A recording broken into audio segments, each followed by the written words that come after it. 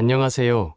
해외 사연입니다. 이번 사연은 미국 가족들이 일본 여행 후 한국으로 여행 오면서 믿기 어려운 일들이 벌어지는데요. 안녕하세요. 저는 미국의 텍사스주에 위치한 휴스턴에 살고 있는 24살 셀리라입니다. 휴스턴은 미국 텍사스주에 위치한 도시로 미국에서 네 번째로 큰 도시입니다. 국제적인 비즈니스와 경제 중심지로 알려져 있으며 우주 비행센터인 나사의 존슨 우주센터가 위치한 도시로 잘 알려져 있습니다. 그런 저에게 세상둘도 없는 쌍둥이 남동생이 있습니다. 1분 차이로 제가 먼저 엄마 뱃속에서 나오면서 누나가 되었죠. 쌍둥이들은 취향도 비슷하고 닮은 부분도 많다는데 저는 남동생과 닮은 구석이라고는 하나도 없는 것뿐 아니라 항상 의견도 부딪히다 보니 매번 싸우기 일쑤였죠. 그러던 어느 날 저희 가족은 해외여행을 계획하고 어느 나라로 갈까 하며 가족회의를 시작했습니다. 단 지역은 아시아 지역으로 정해졌고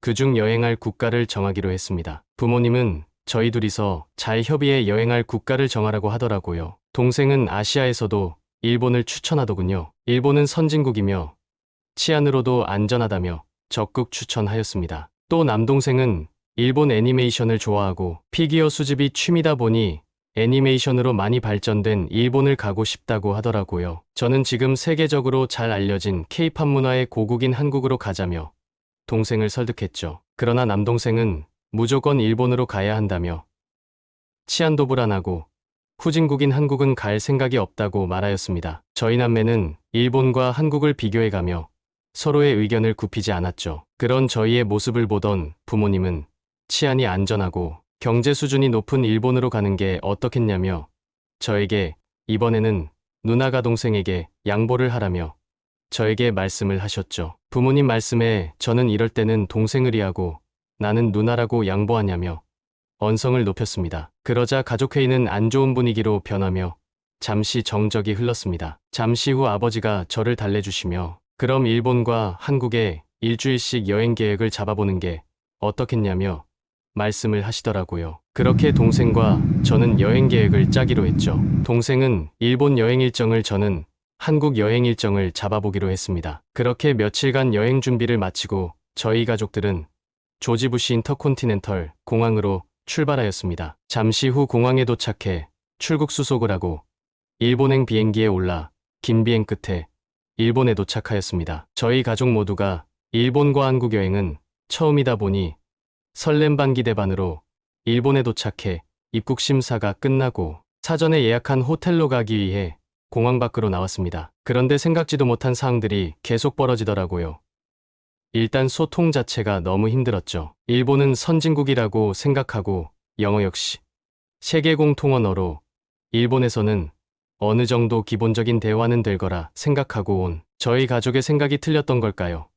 시작부터 너무 막막하더라고요. 일단 공항에서의 시간이 너무 지체되다 보니 빨리 호텔에 가 휴식을 취하고 싶었죠. 그래서 동생은 공항에서 대기하고 있는 택시를 잡고 영어와 일본어를 구글 번역기를 사용하며 택시기사에게 설명했지만 연세가 있으신 기사님은 전혀 영어를 알아듣지 못하더군요. 동생이 알아본 일본은 친절하고 남을 배려하는 마음이 몸에 배어 외국인들이 여행하기 좋은 곳으로 알고 있었는데 이건 첫날부터 너무 실망스럽더라고요. 저희 가족은 한참을 헤매다 주의 영어를 하실 줄 아는 일본분의 도움을 받아 우여곡절 끝에 택시를 잡아 타고 호텔까지 갈 수 있었죠. 공항에서 호텔로 가는 거리는 저희가 사전에 알아본 거리와 많이 차이가 나더라고요. 구글 지도로 확인한 호텔과의 거리와 택시를 타고 갔을 때의 거리는 8km 이상 제법 차이가 있더군요. 그래서인지 택시 비용도 저의 예상을 훌쩍 뛰어넘을 만큼 많이 나왔죠. 저희는 택시기사님께 번역기를 돌려가며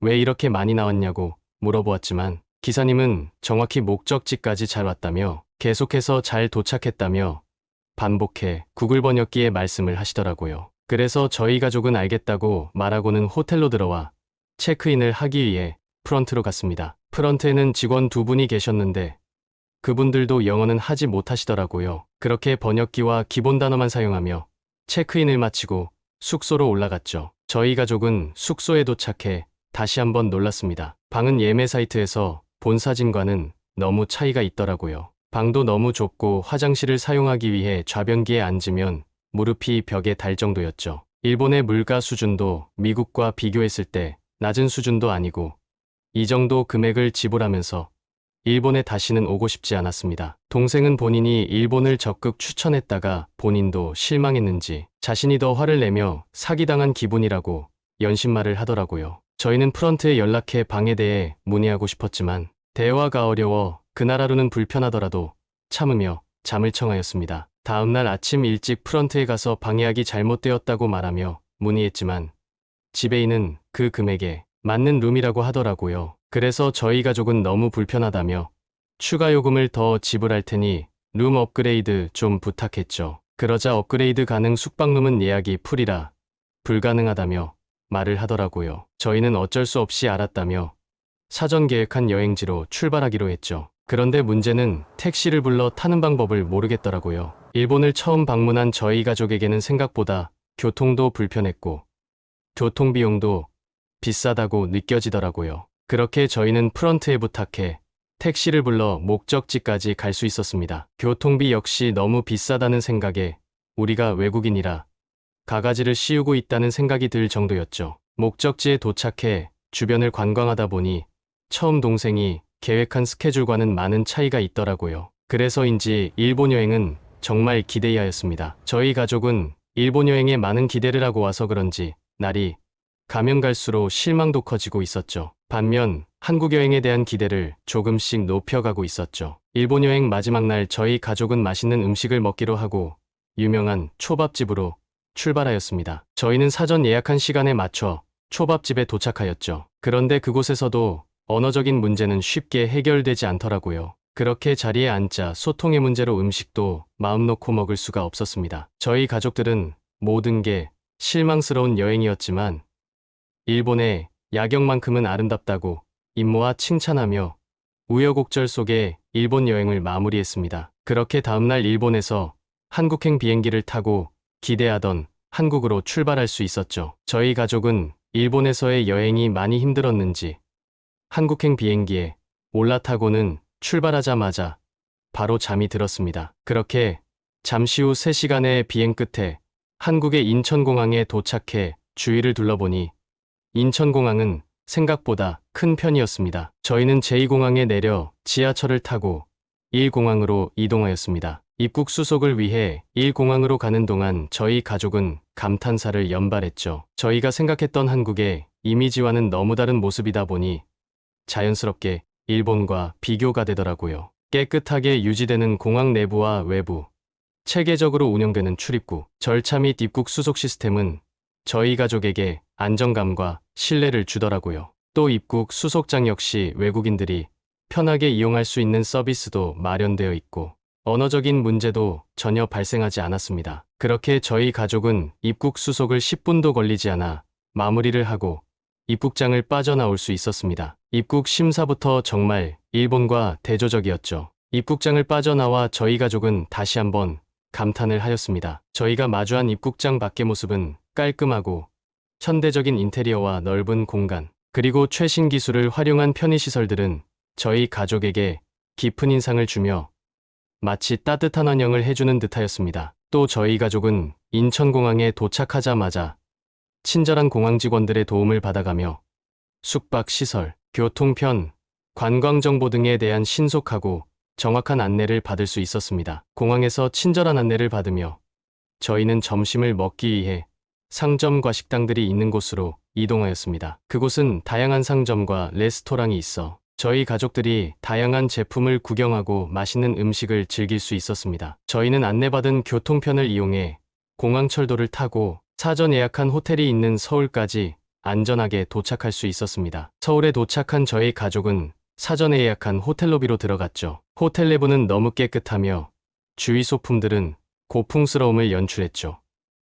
그래서인지 저희 가족들 기분 역시 한층 올라간 듯 보였습니다. 잠시 후 프런트 직원은 저희에게 능숙한 영어를 사용하며 체크인하는 것을 빠르게 도와주었습니다. 저희 옆에서는 다른 직원이 일본어를 유창하게 하며 일본 손님을 응대하고 있더라고요. 저희 가족은 그 모습을 보고는 한국이 이 정도로 다국적 서비스가 가능한 곳인가 하고 다시 한번 한국에 대해 생각을 하게 만들었습니다. 호텔 안내에 따라 방으로 올라간 저희 가족은 다시 한번 놀랄 수밖에 없었습니다. 넓은 휴식 공간과 각자의 프라이버시를 지킬 수 있는 화장실과 샤워 시설이 두 곳이나 있었죠. 일본에서 힘들게 사용했던 화장실을 생각하며 정말 이곳은 천국이었습니다. 또 창문 밖으로 보이는 한강뷰는 너무나도 환상적이었죠. 서울에서 보는 야경 역시 일본에서 보는 야경 못지 않았죠. 오랜만에 느껴보는 꿀맛 같은 휴식을 취하고 다음날 상쾌한 기분으로 여행 일정을 시작하기로 했습니다. 그렇게 다음날 저희 가족은 한국의 전통과 멋을 느낄 수 있는 인사동으로 출발하였습니다. 인사동에 도착해 고풍스럽고 전통적인 한옥 건물과 예술공 예품 등을 관람하며 전통 한복 체험장에 방문해 한국의 전통 문화 체험을 하며 즐거운 시간을 보낼 수 있었습니다. 그날 하루 저희 가족은 이 모든 걸 적은 비용으로 할 수 있었다는 것에 큰 만족을 할 수 있었습니다. 저희는 며칠간 서울 주변을 관광하며 큰 만족감을 느낄 수 있었습니다. 출국 하루 전날 외국인들이 한국에 오면 꼭 방문한다는 동대문 시장을 방문하기로 했죠. 동대문에 도착해 평일인데도 사람들이 너무 많더라고요. 그래서 저희 가족들은 사람이 붐비지 않는 곳으로 이동하며 관광을 하기로 했습니다. 저희 가족은 가까운 쇼핑센터로 올라갔죠. 그곳은 정말 신세계였습니다. 그 넓은 곳에 정말 빽빽하게 상가들이 들어서 있더라고요. 저는 뭐에 홀린 듯 그렇게 몇 시간을 쇼핑을 하며 돌아다녔죠. 그러면서 길거리 음식도 맛보며 즐거운 쇼핑을 하였습니다. 길거리 음식은 동생 입맛에 잘 맞았는지 몇 번을 다시 주문해 사 먹더라고요. 그렇게 한국에서의 마지막 날을 잘 마무리하고 한국에 대한 좋은 기억을 안고 다시 미국 휴스턴으로 돌아올 수 있었습니다. 그 후 저희 가족들은 한국에 대한 생각이 많이 바뀌었습니다. 동생 역시 일본을 다신 안 가겠다고 하며 한국이 최고라고 하더군요. 그렇게 저희 가족 여행은 잘 마무리될 수 있었습니다. 어떻게 보셨나요? 지금까지 시청해 주셔서 감사합니다.